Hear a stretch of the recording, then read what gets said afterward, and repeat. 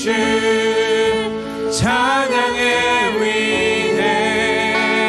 위대하신 주 모두 알게 되리라. 위대하신 주 아멘. 영원한 주의 주 영원한 주의 주 시간의 주관자 시간의 주관자 알파와 오메가 알파와 오메가 알파와 오메가 삼위의 하나님 삼위의 하나님 아바 성령 예수 아바 성령 사자와 어린 양 사자와 어린 양 사자와 어린 양 위대하신 주 찬양의 위대하신 위대하신 주 모두 알게 되리라. 위대하신 주 위대하신 주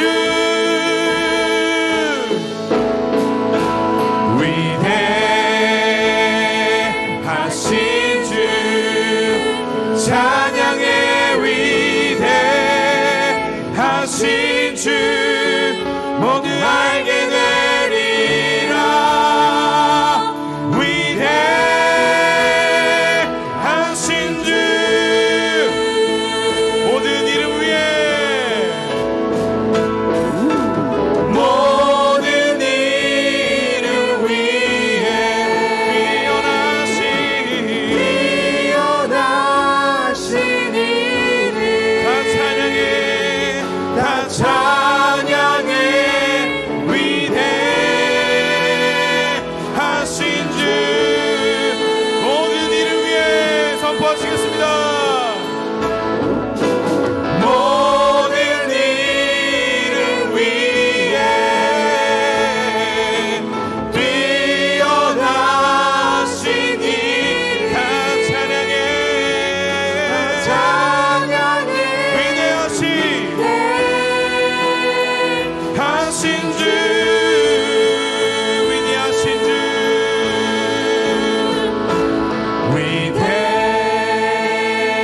위대하신 주 찬양의 위대하신 주 모두 알게 되리라.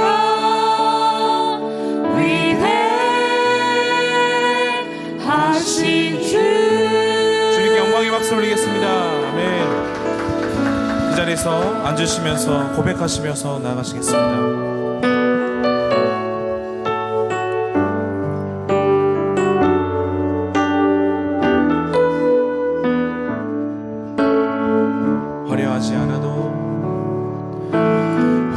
화려하지 않아도 정결하게 사는 삶 가진 것이 적어도 감사하며 사는 삶 내게 주신 작은 힘 나눠주며 사는 삶 이것이 나의 삶의 행복이라오. 이것이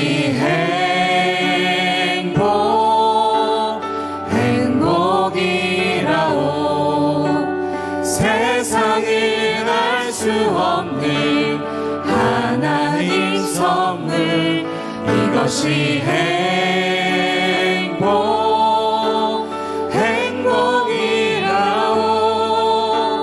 하나님의 자녀로 살아가는 것 이것이 행복이라오. 할렐루야. 눈물 날 일 없어. 눈물 날 일 많지만 기도할 수 있는 억울한 일 많으나 주를 위해 참는 것 주를 위해 참는 것 비록 짧은 작은 삶 주 뜻대로 사는 것 이것이 나의 삶의 행복이라오 이것이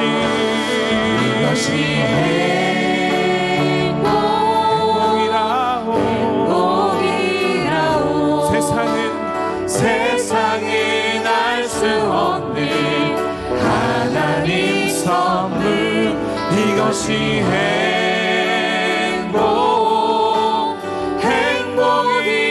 행복이라오 하나님의 자녀로 살아가는 것 이것이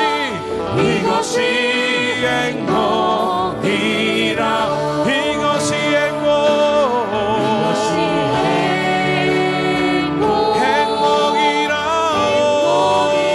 행복이라오 세상은 알 수 없는 하나님 선물 이것이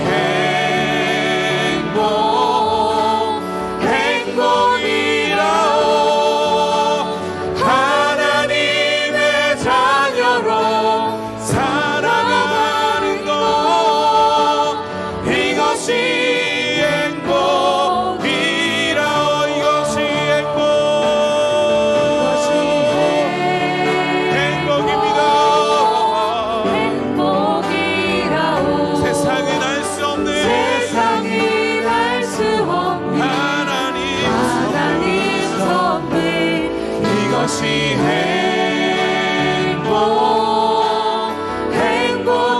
행복이라오 하나님의 자녀로 살아가는 것 이것이 행복이라오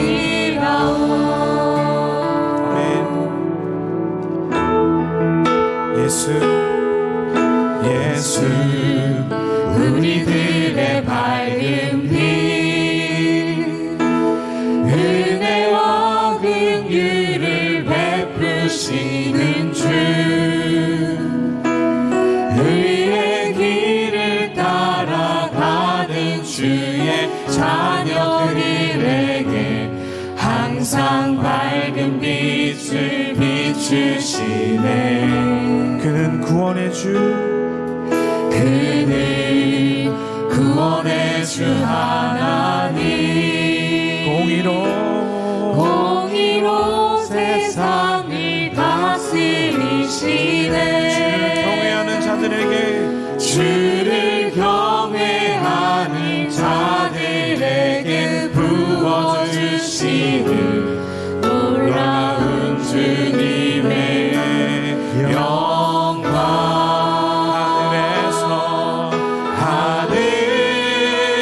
하늘에서 찬란하게 빛나는 주의 영광 이 땅에 오셨네 어둠을 밝히고 새 생명 주시네 영원히 빛나는 나의 예수님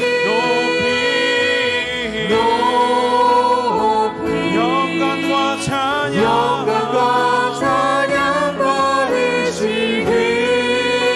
받으시기를 경배합니다 슬픔을 거두고 내게 자유 주시네 기쁨의 노래를 영원한 나의 빛 예수께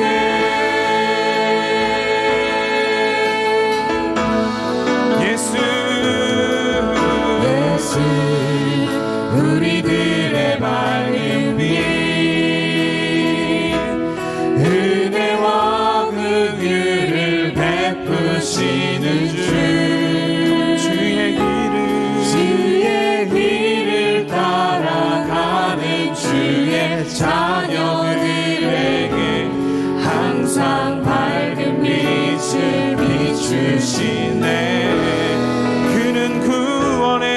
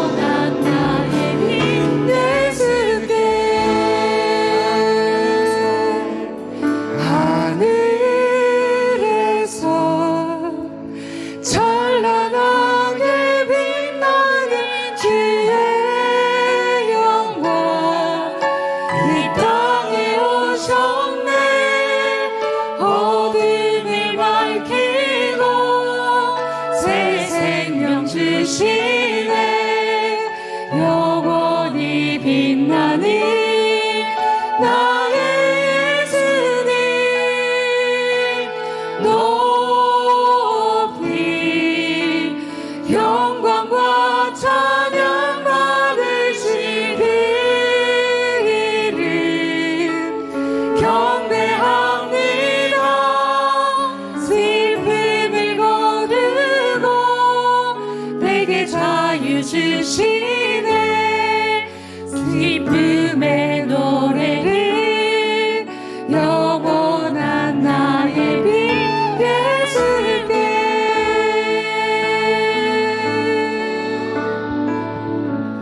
참 좋으시고 거룩하신 하나님 아버지, 예수 그리스도의 십자가를 통해 베푸신 하나님의 사랑과 예수님의 부활로 우리에게 영원한 생명의 소망을 주신 하나님께 감사와 찬송을 올려드립니다.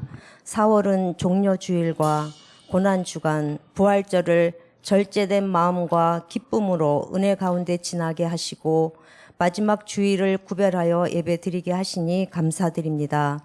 또한 새롭고 아름다운 계절에 자연을 통해 계시해 주신 하나님의 능력과 신성을 찬양드리며 우리의 믿음도 계절에 합당한 열매가 있도록 성령의 도우심을 간구합니다. 지난 한 주간의 삶도 주님의 은혜가 아니고는 한순간도 살아갈 수 없었음을 고백합니다. 하지만 그 은혜를 망각하고 우리 마음속엔 완악함과 두려움, 걱정과 미움, 시기 등 헤아릴 수 없는 죄 가운데 있었음을 자백하고 회개하오니 주님의 보혈로 깨끗하게 씻어 주시옵소서. 구원의 감격과 기쁨으로 회복시켜 주시고 정결한 마음으로 예배드리오니 주님 홀로 영광 받아 주시옵소서. 끝없는 발전과 성장과 풍요에도 불구하고 이 세상은 전쟁과 전염병과 자연재해, 우상 숭배 등으로 자멸의 길을 가고 있습니다. 이 시대에 나타나는 징조들을 보며 주님의 때를 깨닫고 영적으로 깨어있어 미혹되지 않고 진리의 말씀을 따라 분별하며 살아가게 하옵소서. 믿음으로 세상을 이기며 하나님의 선한 역사가 실현되도록 간구하게 하옵소서.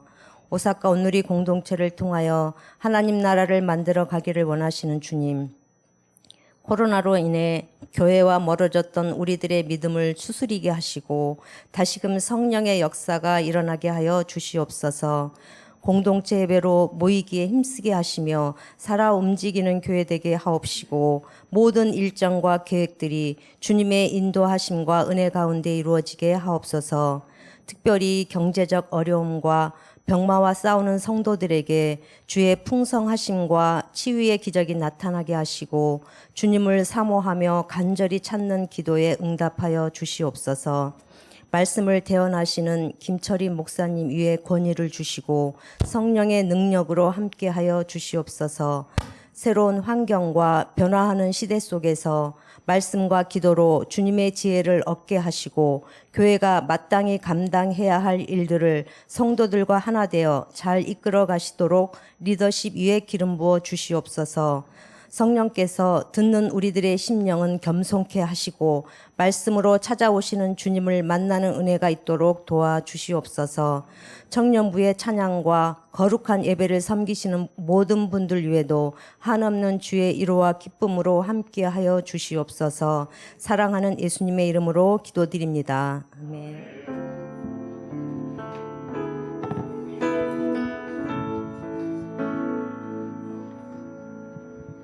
이 시간 주일 2시 예배에 나오신 여러분 한 분 한 분들을 축복하며 환영합니다. 우리 옆 사람에게 손을 내밀어 축복하며 찬양하겠습니다. 평화 하나님의 평강이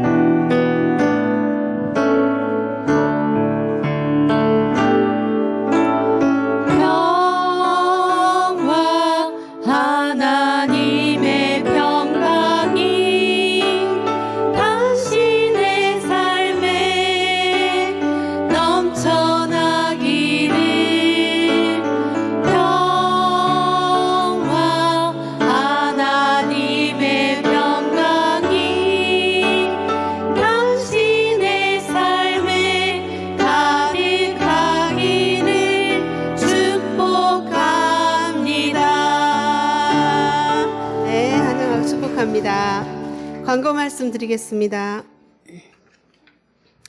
7월 1일 토요일 세례식이 니시키노 하마에서 있습니다. 세례를 원하시는 분은 각 순장님이나 또 사무실로 연락해 주시면 감사하겠습니다. 그리고 5월 5일 금요일은 영어 예배부에 유아 세례가 있습니다. 카이 부아스 군이 세례를 받게 되는데 교회에서 세례를 받게 됩니다. 여러분들이 또 위에서 기도해 주시기 바랍니다.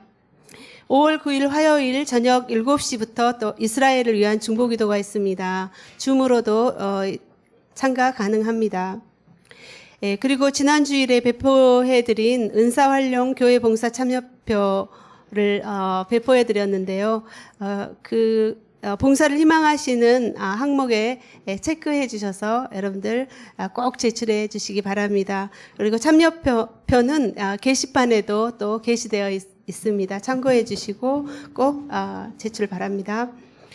그리고 교회의 골드니크 일정이 아래와 같습니다. 5월 3일 수요일 수요예배와 또 5월 4일 목요일 다니엘 교실 어린 식당, 그리고 5월 5일 금요 예배는 쉬게 됩니다.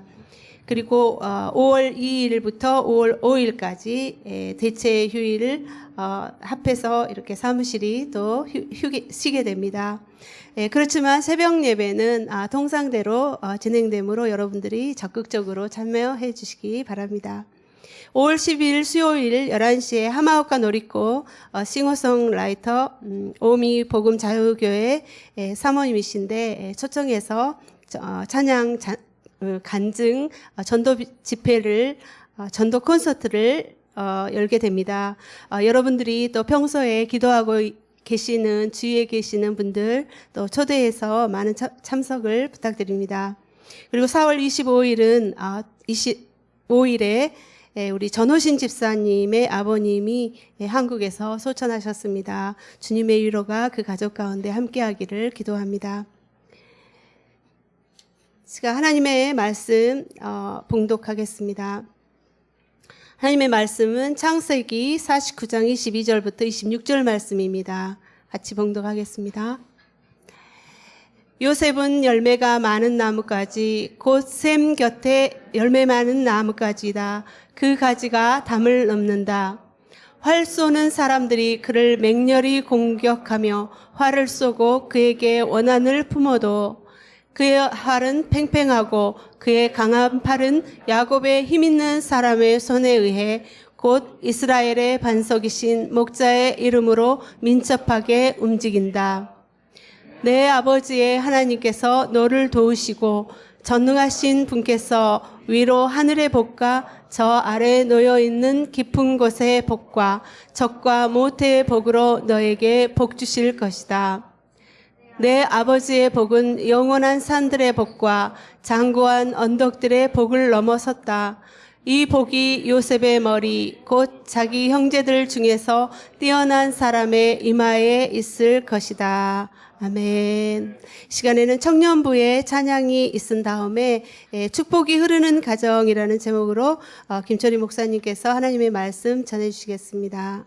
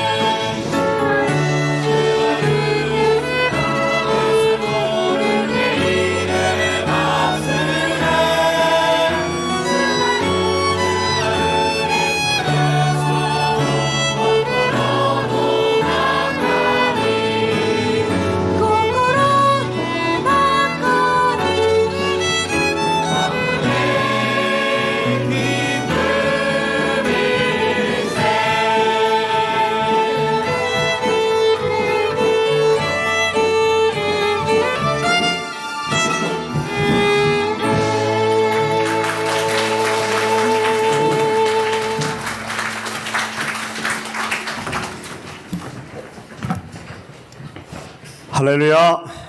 우리 하나님께 더 큰 박수 올려드리겠습니다. 아멘. 네, 우리 귀한 청년들 찬양 들으니까 더 힘이 나고, 또 청년들이 앞으로 이제 가정을 이루고 해야 되는데, 오늘 축복에 대한, 가정의 축복에 대한 내용들을 좀 여러분들과 나누기를 원합니다. 하나님께서 천지를 창조하신 이후에 하나님께서 제일 먼저 만드신 기관은 바로 가정입니다. 가정은 하나님께서 처음으로 직접 만드신 거예요. 가정은 심지어 교회보다도 먼저 만들어졌어요. 왜냐? 너무나 중요하니까. 가정은 아주 작은 단위이기는 하지만, 그러나 그 가정에서 일어나는 그 강력한 사랑의 본딩, 정말 본드 딱 붙지 않습니까? 아기와 같이. 정말 이 사랑이 가정 안에서 정말 싹트고, 사랑을 통해서 정말 그 인간의 본연의 기쁨을 느끼고, 가정을 통해서 사랑이 뭔지를 배우고 하는 것이 바로 이 공동체가 가정인 것이죠. 가정을 통해서 우리는 사랑을 배우고, 가정을 통해서 구성원들에게 여러 가지를 교육하고 배우게 하고, 함께 먹고 함께 마시고, 때로는 싸우기도 하죠. 싸움도 필요합니다. 건강한 싸움. 왜냐하면 싸움을 통해서, 좋은 의미에서의 싸움을 통해서 우리는 사회성도 배우기 때문이죠. 가정은 이러한 것뿐만 이외에도 이 배려라는 걸 알게 되고, 또 인간관계도 배우게 하고, 리더십, 이렇게 질서를 배우게 되는 거죠. 그리고 특히 언어 같은 거, 여러분 이 사람의 귀에는 보이지 않는 아주 그 짧은 정말 그 솜털 같은 게 있어서 그 자기의 그 첫 언어의 그 길이 이렇게 난답니다. 그래서 사랑으로 불러주는 그 음성, 그게 딱 들으면 벌써 어릴 때부터, 아기 때부터 잘 그 길이 들어가는 거예요. 어릴 때는요 무조건 칭찬하고 무조건 정말 이렇게 사랑의 언어를 많이 해줘야 돼요. 4살 전까지는 인격이 거의 형성된다고 하지 않습니까? 그래서 가정 안에서 자녀들에게 그 할아버지도 할머니도 그 손자를 보면 자식보다도 더 귀여워하잖아요. 자식에게 못 느꼈던 그것을 느끼는데 할아버지 할머니들은 무조건 받아주잖아요. 그게 충분히 받은 아이들은 마치 배변 훈련을 잘 받은 것처럼 그 사랑에 어느 정도 포만감이 생기면 더 인생이 풍성해지는 것입니다. 이 가정이 얼마나 중요하고, 이 가정은 정말 강력한 사랑의 공동체인 것이죠. 현대의 위기는 바로 이 가정의 위기라고 합니다. 가정의 해체의 위기. 바라봐라. 완전히 지금 다 가정이 얼마나, 우리나라는 OECD 국가에서 1등 하는 게 되게 많아요. 말 안 하겠습니다. 창피해서. 급격한 이 변화 이후로 급격한 성장도 좋지만, 거기에 맞게 완전히 가정이 이 근 50년 사이에 완전히 우리 그 대한민국은 그냥 새로운 인류가 돼버렸어요. 옛날에 그런 어떤 공동체나 가치관이나 또 그게 이렇게 완전히 지금 뒤집어졌고요. 특히 뭐 유대인들은 역사를 계속 이어온다지만 한국 민족들은 외국 나가면 2세대, 3세대 안에 언어를 잃어버립니다. 정말 우리 한국은 너무 창피해서 얘기는 안 하겠는데, 뭐 50년 안에 없어진다는 나라의 1등이잖아요. 이상한 걸 1등을 하고. 이 가정이 진짜 너무나 중요한데, 저희는 어떻게 해야지 이 가정의 위기를 관리하고 어떻게 해야지 이 해체를 이길 수 있겠습니까? 여러분이 잘 아시는 테레사 수녀가 노벨 평화상을 받잖아요. 그래서 막 기자들이 취재에 열띤 경쟁을 벌이면서 막 마이크를 들이다 대고, 수녀님 세계 평화는 앞으로 어떻게 됩니까? 막 그런데 수녀님이 갑자기 딱 시간을 스톱을 걸더니 그 기자분에게 세계 평화를 이해하기 전에 기자님의 가정은 안녕하십니까? 이렇게 물어봤대요. 좀 별로 안 통하시는 것 같은데, 그냥 심각하게만 받아들이는 거죠. 그래, 우리가 막 너무나 바쁘게 살고 하는데 세계 평화를 물어보기 전에 정말 그 집안은 평안한지, 우리가 세상에서 비즈니스도 하고 많은 일도 하고 하는데 정말 내 가정은 평안한지 한번 물어보고 싶은 거죠. 요즘에 얼마나 건물이 많습니까? 건물이 도시화되면서 건물과 건물 사이가 틈이 없어요. 어떻게 저렇게 세우는지 모르겠어요. 정말 뭐 요 정도 놔두고도 이 높은 건물들을 옆에다 짓더라고요. 이렇게 건물이 늘어나고 이렇게 많은 정말 빌딩이 있는데 거기에 주택이 아무리 늘어난다고 할지라도 진정한 이 홈이 없는 거죠. 홈 중에서도 스위트 홈이. 가정은 많은데 이 가정은 너무나 지금 해체 위기에 있고 너무나 다들 괴로운 가정 생활을 하고 있다는 것이죠. 원룸이 느는데 외로움도 늘고 있고 원룸이 늘면서 고독사도 늘고 있습니다. 이게 과연 우리 인생이 살아야 될 이런 방법일까요? 우리는 어떻게 살아야 되고 우리의 가정을 어떻게 인도해 나가야 될까요? 우리는 어떻게 해야지 이 가정의 해체를 막을 수 있단 말입니까? 저 자신도 저는 20살 때 썬데이 크리스찬 같이 어릴 땐 이렇게 다녔는데 군대 가갖고 예수님을 믿었어요. 그리고 제가 제일 먼저 예수님을 믿고 인식의 변화가 온 것은 그렇게 인생의 방황이라고 생각했는데 일주일 사이에 어떤 성령 체험을 하고 나서는 하나님을 아버지라고 딱 이렇게 부르게 되더라고요. 그리고 내 수입을 하나님께 드리겠다라는 그 마음이 그냥 자연스럽게 생기더라고요. 그리고 그 전에는 그리고 그 이후에도 교회 생활을 열심히 했는데 제가 잘 안 바뀐 것 중에 하나가 뭐냐면 조금씩은 바뀌지만 그 가정에 대한 생각. 왜냐하면 내가 열심히 좋은 대학 나오고 좋은 직업을 가지고 돈을 가지면 내 자식들, 내 아내라고 할지라도 내가 이렇게 좌지우지할 수 있다는 그런 생각을 가지기도 했어요. 아마 많은 분들이 그런 남성분들이 그런 생각을 가지실 수 있을 거예요. 충분히. 내가 내 돈으로 내 가족을 먹여 살리니까 내가 마치 책임을 지면서 아이들을 꽉 붙잡고 심지어는 내가 너 돈 벌어서 해외 유학도 보내주고 했는데 부족한 게 뭐냐? 자녀들은 물론 돈도 가는 게 영향을 받지만 정말 그 따뜻한 스위트 홈을 원하는 것이거든요. 그런 대화가. 우리는 어떻게 이 해체 시대에 있는 이 가정을 회복시킬 수 있느냐? 한마디로 우리는 배워야 됩니다. 저도 아까 이런 얘기를 했지만 배웠어요. 아버지 학교도 배우고 어머니 학교도 배우고 여러 가지 이 상황을 성경적인 가치관으로 자꾸 이렇게 듣고 배우고 내가 이 어떤 게 정말 소중한 것인지 나이를 먹어가면서 이제 그런 것들을 배워가는 것처럼 우리 청년들 또 우리 가정 우리 부모님들이 나이를 먹었다고 할지라도 해체의 이 가정의 위기에서 자꾸 어떻게 하면 우리 가정을 살릴 수 있을지를 배워야 된다는 거예요. 현대 대학 공부는 많은 그 돈 버는 기술, 테크니컬한 거를 많이 알려주지만 사실은 이제 고전을 읽어라 이런 얘기를 많이 하잖아요. 그 고전은 그냥 돈 버는 기술만 아는 게 아니라 인생은 돈으로 안 되는 게 너무 많잖아요. 솔직한 이야기로. 인간의 그 관계라든가 그런 리더십이라든가 아니면 그 결혼 같은 것 인생에 대한 근본적인 문제에 대해서 어떻게 살 것인가 특히 죽음에 대해서 이런 건 어디서 누가 알려줍니까?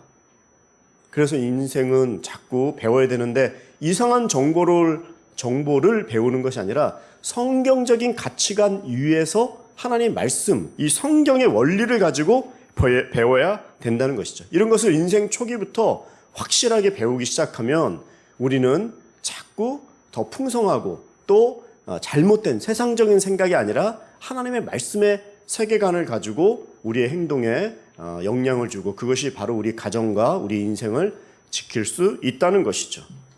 왜 우리는 이렇게 가치관을 잃어버린 가정의 가치관을 잃어버렸습니까?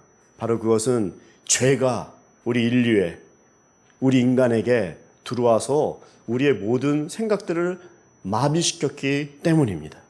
원래 하나님께서는 우리 가정을 지을 때는 너무나 좋게 보시기에 너무 좋았어요. 그게 가정이에요. 독초하는 것이 좋지 않다고 자꾸 말씀하셔서 가정을 만드신 거예요. 그리고 좋아하셨어요. 그리고 우리에게 마치 그 가정의 큰 그림인 이 거울 같은 걸 만드신 거예요. 그래서 전체가 보이고 행복한 이미지가 딱 나왔는데 죄로 인해서 그 거울이 완전히 깨지고 산산조각이 난 것이죠. 그래서 그 산산조각 난 거울에 비친 모습들은 찢어지고 이상하고 변형된 모습으로 지금 현대에 나타나 있는 거죠. 예수님께서는 이렇게 깨어진 가정에 다시 한번 큰 거울, 새로운 거울, 능력의 거울, 회복의 거울을 우리에게 주셨습니다. 그래서 예수님이 주신 그 말씀을 통해서 우리가 자꾸 가정을 어떻게 회복해야 되는지를 다시 한번 그 형상을 재창조하고 돌아가는 것이죠. 이 부서진 조각난 이 거울이 다시 한번 모아져서 그 원리가 성경 안에 있기 때문에 우리는 열심히 그래서 성경을 배우는 것이죠. 여러분 이제 골든 위크에 들어갔는데 5월에도 이제 많이 이렇게 아까 광고 한 전사님이 해주신 것처럼 많이 쉬지만 새벽 기도는 있습니다. 그리고 집에 계시면서 꼭 리빙 라이프를 가지고 말씀을 보시고 같이 가져가고 기도하시면 절대 여행 간다고 해서 좋아지는 게 아니라 말씀이 들어가야지 가족이 회복이 됩니다. 여러분들께서 꼭 이 말씀을 가까이 하시는 시간을 갖기를 축복합니다. 이 성경을 열심히 이제 보면서 우리가 회복을 하는데 오늘 저희가 읽은 성경 본문은 창세기 49장에 이제 요셉의 가정을 통해서 우리에게 이제 또 하나의 그 대안을 우리가 나아갈 방향을 알려주시는데 성경 안에는 어떠한 이런 회복의 대답이 있습니까? 요셉의 가정을 통해서 우리에게 주시는 그 대답은 무엇입니까?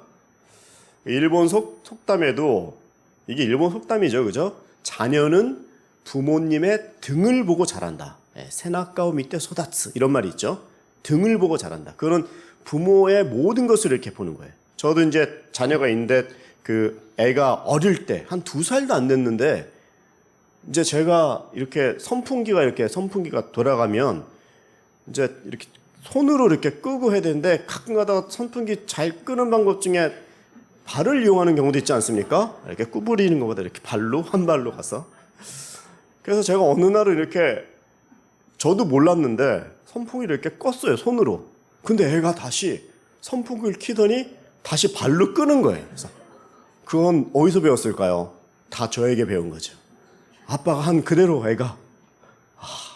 일본에는 또 그 선풍기 발로 끄는 게 더 편한 걸 알고 그걸 특허를 내갖고 엄청 팔렸다라는 또 얘기가 있더라고요. 뭐 그 얘기를 하려는 건 아니고요. 고등학생이 그걸 발견했대요. 그래서 네, 부모님의 그 등을 보고 자라는데 이 요셉이 이 부모님의 이 등을 보고 자라게 되었습니다. 이 요셉의 부모님은 누구일까요? 바로 야곱이죠. 야곱이 어떤 행동을 한 것을 이 요셉이 늘 본 거예요. 여러분 요셉의 이야기 저희는 너무나 창세기를 통해서 많이 알지만 요셉이 형들에게 팔린 건 정말 충격적인 이야기 아닙니까? 혹시 이 가운데 가족에게 인신매매 당하신 분 계세요? 있으시면 손 한번 들어보세요. 안 드시겠지만 우리가 가지고 있는 상처하고는 근본이 좀 틀린 것 같아요. 어떻게 형들에게 팔릴까? 이 요셉이 나중에 총리가 되잖아요. 애굽에 제2인자가 된다고요. 그래서 총리가 돼서 높아지면 높아질수록 돈은 있고 권력은 있는 것 같은데 특히 가족에게 받은 상처는요. 이게 치유가 잘 안 돼요. 이 트라우마가. 그래가지고 구멍이 크게 나가지고 찬바람이 쉥쉥 들어가고 그 구멍으로 그냥 독에 물 붓듯이 그냥 빠져나가는 게 많죠. 이런 슬픔 가운데 요셉은 인생을 살았습니다. 왜 요셉이 형들에게 팔렸습니까? 그거는요, 부모님의 등을 보고 자란다는 것처럼 이 야곱조차도 편애를 경험했기 때문에 그래요. 그리고 야곱이 자식들에게 이 편애를 했죠. 야곱은 여자가 와이프가 4명이나 있었고 거기에 12명의 자녀들이 있습니다. 그러면 그 환경이라는 것은 누구 파, 이쪽 엄마 해갖고 자연스럽게 등을 돌릴 수밖에 없는 그런 환경이었습니다. 야곱에게도 4명의 여인 중에 특히 라헬이라는 여자를 좋아했어요. 그 여자를 보는 순간 첫사랑에 빠지고 보일 수만 있다면 그 심장이 바깥으로 뻥 나가는 그래가지고 7년 동안 종같이 일을 했는데 그 라헬을 볼 때마다 가슴이 뛰니까 수일같이 여기는 그 여자에게서 낳은 아이가 요셉이에요. 12명 중에 11번째로. 내리사랑이라고 얼마나 그 요셉을 볼 때마다 아버지는 기뻤고 자기가 특히 사랑했던 여인에게서 나온 자녀이기 때문에 더 사랑했죠. 그래서 그 요셉에게만 색동옷을 입힌 거예요. 명품을 입힌 거예요. 귀여우니까.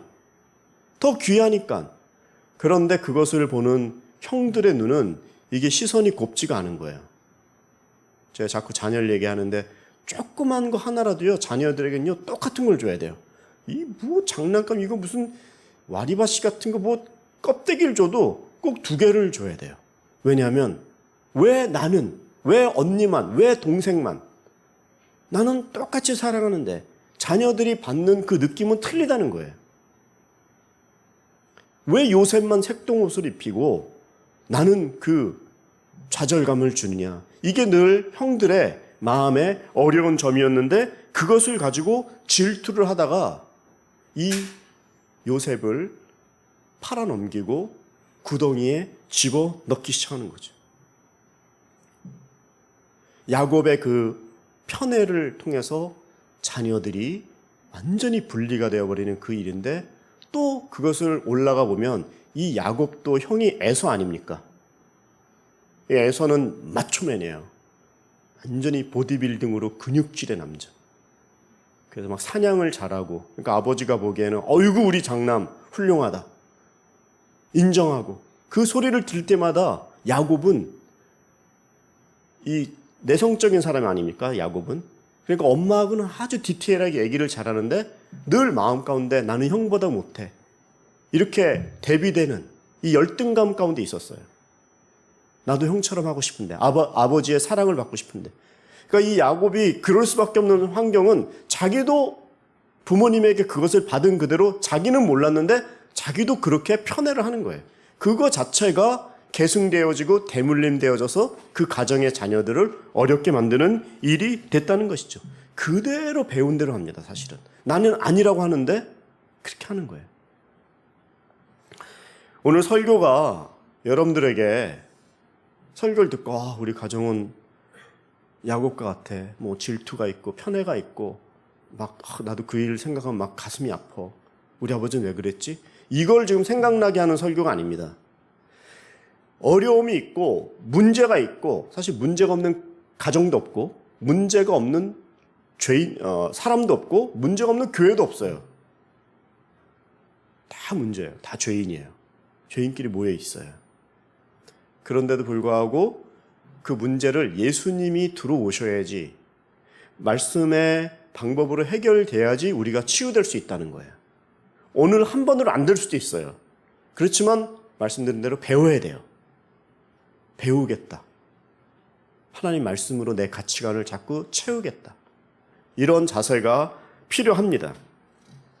이제 이런 가정, 팔리고 팔고 하는 이런 가정을 이제 또 부모가 많고, 또 요즘엔 뭐 이혼이, 저 어릴 때만 해도 이혼하는 거는 이렇게 화제가 아니었어요. 근데 요즘엔 뭐 미국에도 그런데, 미국에 어릴 때 그런 얘기를 들었어요. 니네 집은 아직도 이혼 안 했니? 다 이혼하는데 그런 시대가 우리한테 지금 더 빨리 다가온 거고 더 많이 일어나는 시대에 우리는 살고 있어요. 이런 가정을 우리는 역기능 가정이라고 하는 거죠. 정상적인 기능을 해야 되는데 반대로 역기능이 되는 거예요. 오늘 읽은 본문 23절을 한번 읽고 좀 더 말씀을 나누겠습니다. 23절 시작. 활 쏘는 사람들이 그를 맹렬히 공격하며 활을 쏘고 그에게 원한을 품어도. 여기에 보면 이거 지금 야곱이 요셉에게 유언을 하면서 하는 말을 하는 거예요. 요셉에 대해서. 근데 그 요셉의 인생은 어떤 인생이냐? 요셉에 대해서 사람들이, 너에게 그 활 쏘는 사람들이 요셉 너를 맹렬히 공격하고 또 화를 쏘고 그에게 원한을 품고, 그러니까 여기서 공격을 하고 원한을 품는다. 이게 지금 요셉이 당하는 환경인데, 이런 공격하고 원한을 품는 사람이 누구냐면 타인이 아니라 자기 가족 안에서 그런 공격을 받는다는 거예요. 역기능적인 거죠. 사랑해주고 지지해줘야 되고 그 말을 들어해줘야 되는데 인정하지 않고 오히려 정말 죽음에까지 몰아넣으려고 하는 이런 상황. 정상이 아니라 비정상적인 가정. 어디에나 내놓을 수가 없는 가정. 막 발랄하게 웃고 하다가도 갑자기 가정의 주제가 나오면 왠지 작아지고 왠지 숨고 화제를 돌리고 싶고 그런 말은 하고 싶지 않은, 생각하고 싶지 않은, 자기를 우울하게 만드는 그런 가족. 사실은 우리가요, 가족에게 상처를 제일 많이 받고요, 가족에게 회복도 제일 많이 받습니다. 우리가 이 혀가 있잖아요, 다. 말로 상처 주고요, 말로 회복받아요. 말로 칭찬받으면 확 일어나고, 근데 또 그거로 상처를 주기도 해요. 이게 한 샘에서 악한 거하고 좋은 물이 같이 나오는 거하고 똑같아요. 이 혀를 관장하고 있는 것이 정신, 그 외에 영 아닙니까? 그래서 오늘 하나님의 말씀으로 그 영혼이 샤워를 하면 그 세계관이 바뀌어서 선한 게 나오는 거예요. 그러니까 단순하게 무슨 부부 십계명 10개 배워갖고 그거를 물론 선포하는 거 훌륭합니다. 그렇지만 그 이상으로 하나님의 가치관이, 성경적인 원리가 나와 내 가정을 인도한다라는 생각으로 정말 차분하게 진지하게 생각하고 인생을, 가정을 영위하고 가져가야 되는 것이죠. 야곱의 요셉과 야곱의 가정만큼 이렇게 엮이는 가정이 없고 불화가 많고 문제가 많은 가정을 찾아보기가 어려울 정도예요. 말씀드린 대로 인신매매를 당했어요. 형들에게. 나쁜 놈들에게 붙잡혀갖고 인신매매 당하는 그런 영화 같은 얘기가 아니라 영화에도 주제를 쓰기 어려운 형들에게, 그 어린 요셉이 구덩이에 형들에게 의해서 옷을 뺏기고 집어넣어가지고 그 질투의 격정에 소리를 지르며 너가 나의 사랑을 다 뺏어간 나쁜 인간이다 하는 얘기를 그냥 가감없이 듣고 준비 안 된 요셉에게, 그리고 팔려갔을 때, 미디안 상인들에게 팔려갈 때 얼마나 그가 애걸복걸을 했겠어요. 형, 제발 팔지 마. 형 왜 이래 도대체. 살려줘. 근데 그 형들의 차가운 눈초리와 그 분노에 찬 그 눈초리를 요셉은 그 어디에 가서도, 애굽에 끌려가서도 성공하면 할수록, 인정받으면 받을수록 때로는 자기의 가정과 과거를 생각할 때 너무나 마음이 아팠을 거예요. 나중에 요셉이 애굽의 총리가 되어가지고 형들을 만나지 않습니까? 그 고센, 그 땅에서 가나안 땅에 기근이 일어나가지고 양식을 구하러 왔을 때에 이 요셉이 형들을 봤어요. 나는 성공했고 완전히 자리가 역전이 됐고 형들은 나를 못 알아볼 때 그 요셉의 마음은 어땠을까요? 그래서 형들을 보는 순간 감정이 복받쳐 올라와서 억제가 안 돼갖고 자기의 집무실에 들어가서 한참을 울고 가라앉힌 다음에 다시 나왔죠. 그리고 형들을 순서대로 딱 앉히고 자기 동생 베냐민에게는 식물을 더 주면서, 형들은 되게 후식이 어떻게 우리의 순서를 다 알지 하면서 형들이 얘기하는 그 히브리 방언도 다 알아듣고, 요셉은 그런 상황에서 어떻게 자기를 컨트롤하고 그 인신매매로 팔림 당한 그때를 어떻게 이길 수 있었을까요? 여러분들 가운데서도 혹시 밝히진 않지만 여기와 비슷한, 인신매매는 아니라고 할지라도 가족에게 당한, 아니면 부모에게 당한 그런 역기능적인 내용이 있을 분도 있을 거예요. 그러나 이 요셉에게는 명함을 못 내미는 거예요. 아픔이 있지만 자기보다 더 큰 이 상처에 어떻게 방법이 없는 거예요. 오늘 성경이 아까도 우리 집은 너무나 힘들다 이 얘기를 해서 깔아지게 하고 비우는데 아예 안 되겠다, 더 힘들다, 이런 얘기를 주는 것이 아니라 이런 역기능적인 가정이라고 할지라도 하나님께 나아가야지, 그래야지 우리가 해결되는 거예요. 아무리 상담을 하고 아무리 좋은 얘기를 들어봤자 그거는 일순간인 거예요. 근데 내 영혼에 하나님이 임하시고 내 영혼에 내 가정의 자식들이나 모든 가족 구성원들이 말씀이 임하면 한 명만 제대로 들어와도 치유가 일어나는 거예요. 성경에서는 역기능이라고 말하지만 하나님이 그 가족 안에 거하시면 그게 반대로 간증이 되는 거예요. 제가 한참 전에 그 아버지 학교의 강의를 들은 적이 있어요. 이분은 자기 아버지 이해를 못했대요. 맨날 술 먹고 정말 말하고 싶지 않은 여러 가지를 많이 하셨어요. 그래가지고 특히 막 엄마를 때리고 막 그 상을 뒤집고 하는 거를 많이 본 거예요. 그랬는데 아버지 학교에 와서 이제 간증을 하는데 자기는 아버지의 유전, 전철을 밟지 않겠다, 이게 모토와 같이 살았는데 인생을 살다 보고 자기도 결혼하고 막 바쁘고 이러다 보니까 결혼하고 자녀도 있고 하는데 어느 순간에 자기도 그렇게 혐오했던 아버지의 행동을 하는 거예요. 그래서 막 싸우는 그날 자기도 상을 엎었대요. 근데 없는 그 순간에 뭐 1초도 안 되는 시간에 그렇게 아버지의 전철을 밟지 않겠다고 아버지의 그 상 없는 모습이 확 다시 한번 자기에게 다가온 거예요. 그래서 자기 울었대요. 막. 뭐 내 얘기도 아닌데 이렇게 슬픈지 모르겠네요. 네, 그분이 그러나 그걸 아버지 학교에서 간증을 하는 거예요. 내가 이렇게 하나님 믿는다고 하면서 아버지 전철 그렇게 밟지 않겠다고 하는데 나도 모르게 그런 게 나오는 거 보고 그 깜짝 놀라는 거예요. 자기 자신이. 이게 나구나. 이렇게 내가 부족하구나. 또 이거로 인해서 얼마나 내 아내와 가정이 흔들리고 상처를 받고 힘들었을까. 그렇지만 가정 학교에 그 아버지 학교에 나와서 간증을 하면서 아내에게 용서를 빌고 미안하다고 얘기하고 정말 그렇게 가까이 있고 감사하는 마음, 고마운 마음 많이 알고 나를 위해서 고생하는 거 아는데 이런 표현을 안 하는 거예요.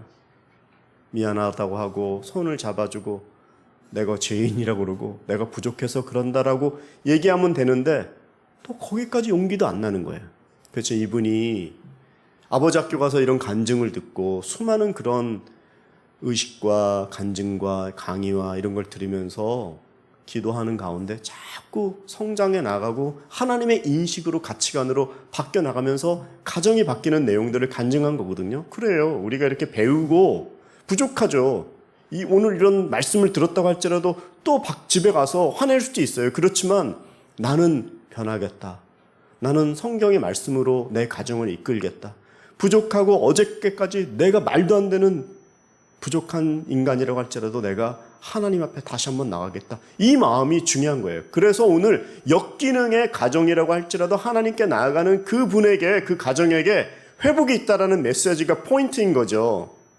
또 어느 정도 힘들고 무슨 인신매매 레벨의 어려운 일을 당했다, 이게 간증이 아니라 그럼에도 불구하고 하나님 안에서 회복이 되었다. 저희가 더 회복되려면요, 성경에 여러 가지 그 회복의 원리가 있는데 오늘 본문을 통해서도 회복의 원리가 써져 있어요. 그것은 바로 25절과 26절에 한번 나와 있는데 이거 한번 읽어보겠습니다. 시작.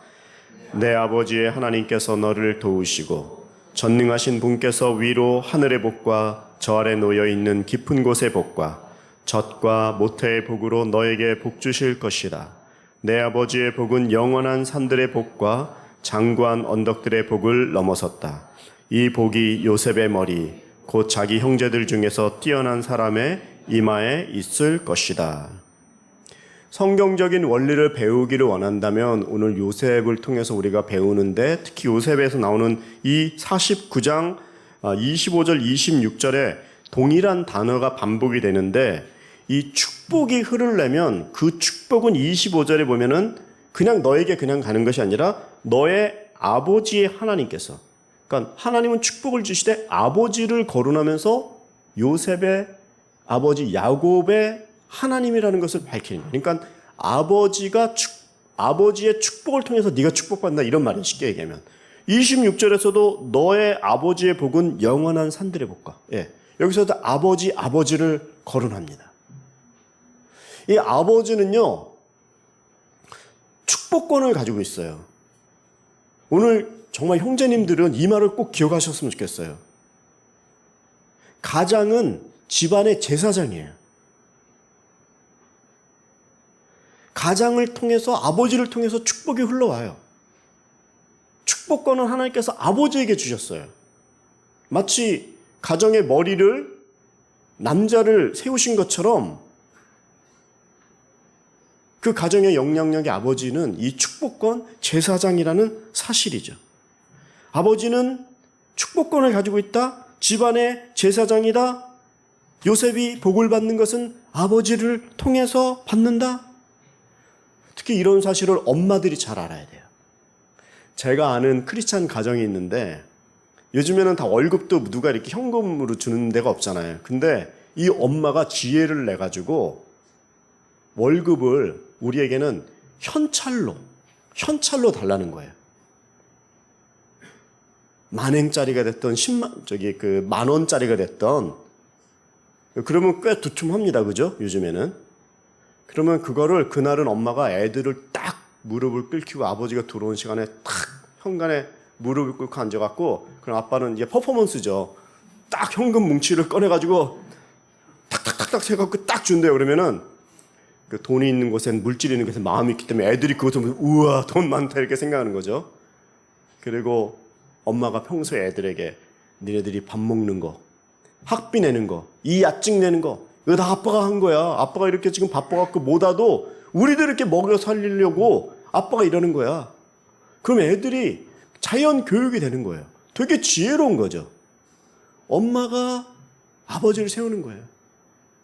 근데 혹시 엄마하고 애들만 다니는 가정도 있을 수 있거든요.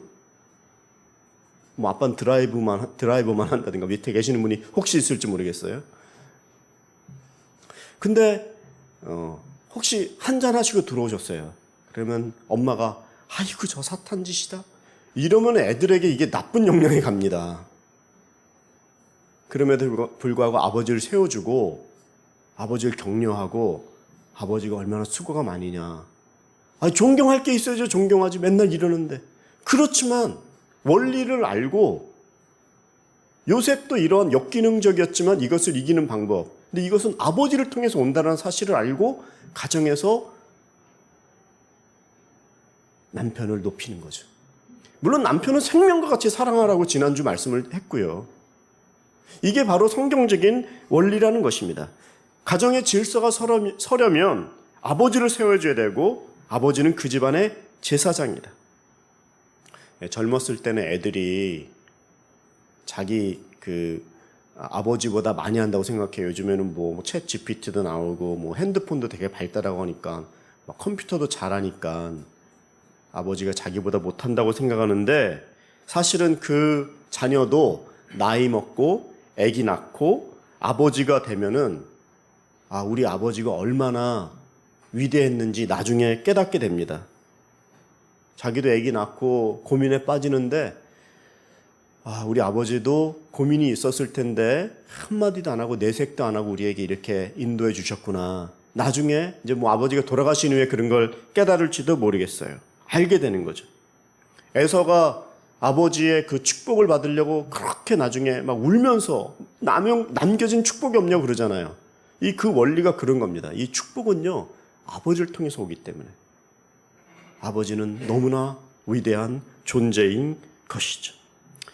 오늘 무슨 아버지 학교 강의는 아닙니다. 축복의 원리를 제가 얘기하는 거지. 아버지는 가정의 제사장이라는 거예요. 축복의 원리인 거예요. 그리고 오늘 저희가 읽은 이 본문이 사실은 요셉에게만 있는 것이 아니라 12명의 야곱의 자녀들에 대한 그 축복에 대한 이야기를 하고 있는 거거든요. 그리고 이제 오늘 읽지는 않았지만 49장 28절의 맨 마지막에 보면 이 말씀으로 이제 마무리를 하는데 무슨 말씀을 하냐면 한번 읽어보시죠. 28절 시작.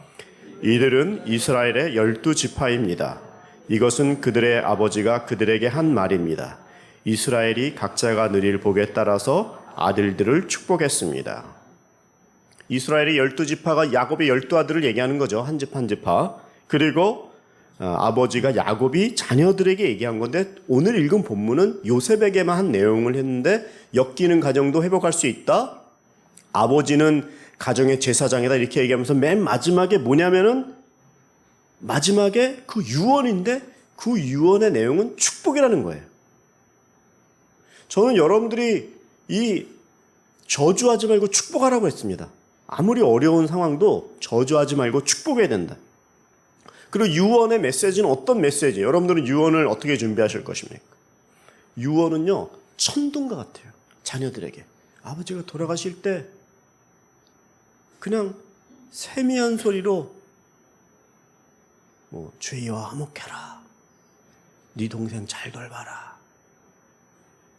했던 그 조그만 목소리가 천둥과 같이 들려요. 이 유언은 예언과 같아요. 메아리 쳐요. 계속. 돌아가시고 시간이 오래됐는데 그때 뭐라고 하셨던 그 말이 그렇게 남는 영향력이 이게 바로 유언이라는 거예요. 야곱은 자녀들을 축복하며 예언을 합니다. 한 명 한 명 그대로. 그 예언 같다라는 것은 오늘 49장에서 얘기했던 그 내용들이요. 12지파가 거의 비슷하게 그렇게 맞습니다. 그러니까 내가 죽으면서 유언을 어떻게 하느냐에 따라 갖고 그 자녀들이 그거를 나침반 지침과 같이 가지고 삽니다. 너무나 중요한 것이죠. 여러분들 우리는 무엇을 우리 자녀들에게 남기겠습니까?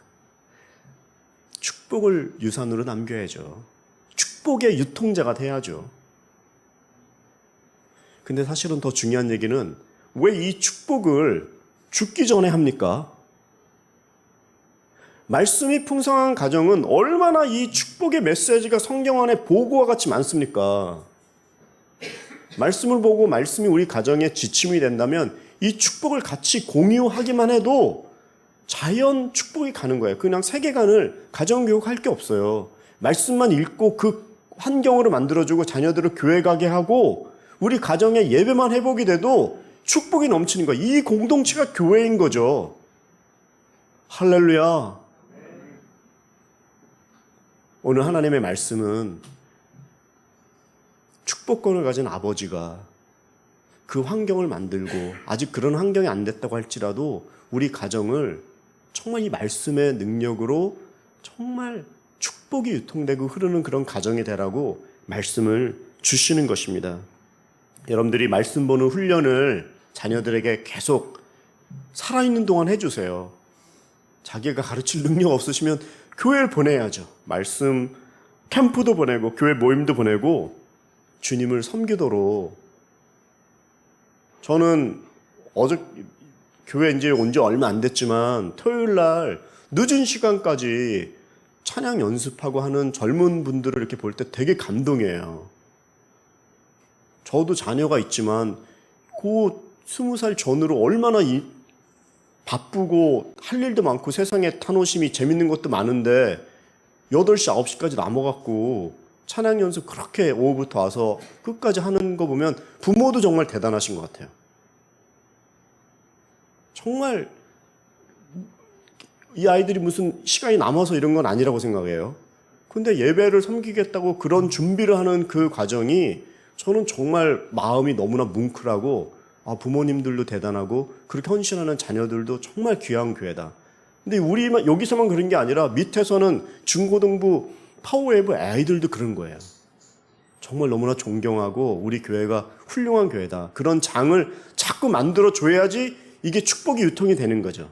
죽기 전에 하는 유언이 아니라 정말 평상시에 이 축복을 유통하면 자녀들이 이 커다란 그루터기 안에서 잘 되고 축복받고 정말 행복한 가정을 만들어 나갈 수 있는 놀라운 교회가 될 것이다. 오늘 오사카 오늘의 교회 모든 가정 가운데 하나님의 축복이 흐르길 기도합니다. 오늘 들은 말씀을 생각하며 한 가지 여러분들 축복을 선포하세요. 그리고 기도하면 좋겠어요. 하나님 우리 가정을 축복해 주세요. 우리 자녀들 축복해 주세요. 하나님의 은혜가 넘치는 가정 되게 도와주세요. 내가 그렇게 변화되기를 원합니다. 함께 통성으로 한번 기도하는 시간 갖겠습니다. 하나님 아버지, 우리 오사카 온누리 교회에 하나님의 축복이 유통되기를 원합니다. 오사카 온누리 교회에 축복이 흐르기를 원합니다. 가정이 잘되고 엄마 아빠가 잘되고 우리 자녀들이 잘되는 하나님의 놀라운 생명의 공동체 되기를 기도합니다. 연약한 것들 강하게 하시고 연약한 무릎 일어서게 도와주시고 서로 지지하며 지탱하며 서로를 배려하고 사랑의 본딩이 되어 서로를 꼭 붙들어주는 그러한 능력의 공동체, 사랑의 공동체, 그런 가정이 넘치는 교회가 되게 도와주시옵소서. 손을 대도 나가고 들어가도 하나님의 축복을 받고 하나님의 능력이 넘치는 그런 귀한 가정 되게 도와주시옵소서. 연약하고 부족하고 넘어지기 쉽고 어저께까지 잘못한 것이 있다고 할지라도 십자가 뒤로 감춰주셔서 오직 축복만이 흐르고 오직 하나님의 말씀의 능력만이 우리를 꼭 붙드시는 그러한 사랑의 공동체, 말씀의 공동체, 이 세상을 능히 넉넉히 이기는 공동체 될 줄 믿습니다. 우리 귀한 성도님들 기도하는 분들마다 다시 한번 가정을 붙들어 주시고 온전하게 일어나는데 부족함이 없도록 역사하여 주시옵소서. 우리의 모든 기도를 들어주시고 합력하여 선을 이루어주시는 예수 그리스도의 이름으로 간절히 기도드리옵나이다. 아멘. 우리 하나님께 감사의 박수를 올려드리겠습니다. 아멘. 네. 함께 일어서서 봉헌 찬송하며 나아가겠습니다.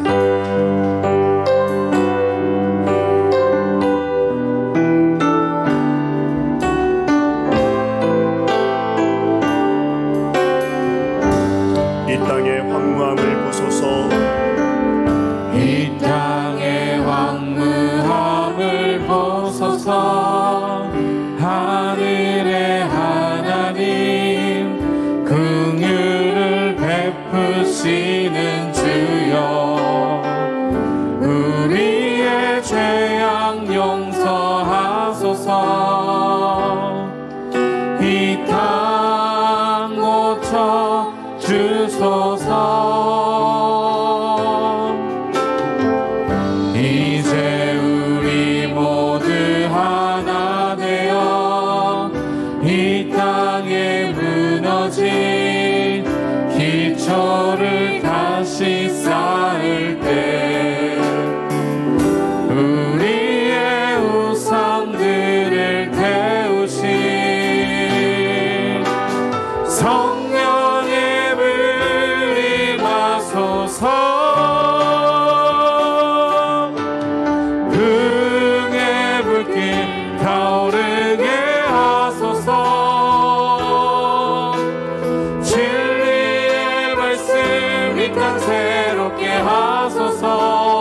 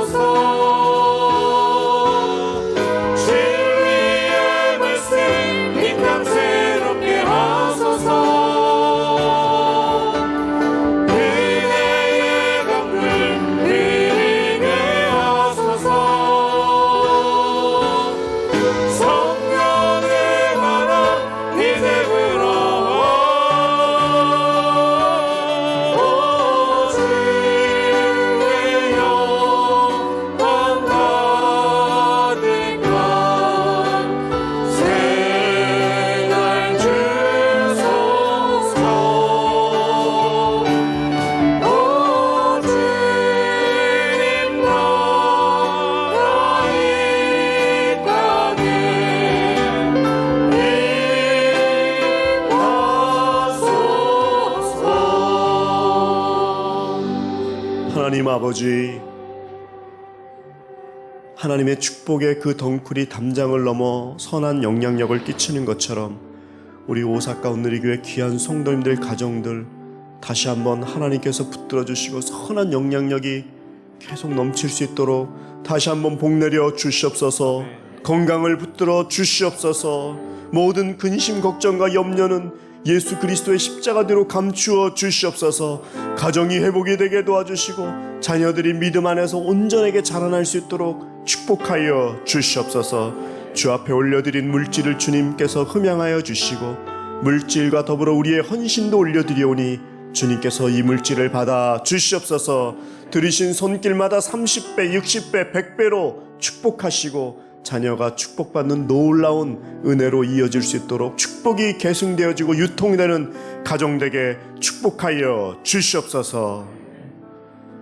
이제는 우리 주 예수 그리스도의 은혜와 하나님 아버지의 극진하신 사랑하심과 성령님의 감화감동 교통하심이 축복이 유통되고 아버지의 그 축복으로 말미암아 다시 한번 온전한 성경적인 가정관이 회복되기를 간구하고 기도하고 바라고 돌아가는 모든 성도님들 머리머리 위에, 우리 북한 땅 위에, 전 세계에서 사역하시는 선교사님들 위에 이제로부터 영원히 함께 없시기를 간절히 축원하옵나이다.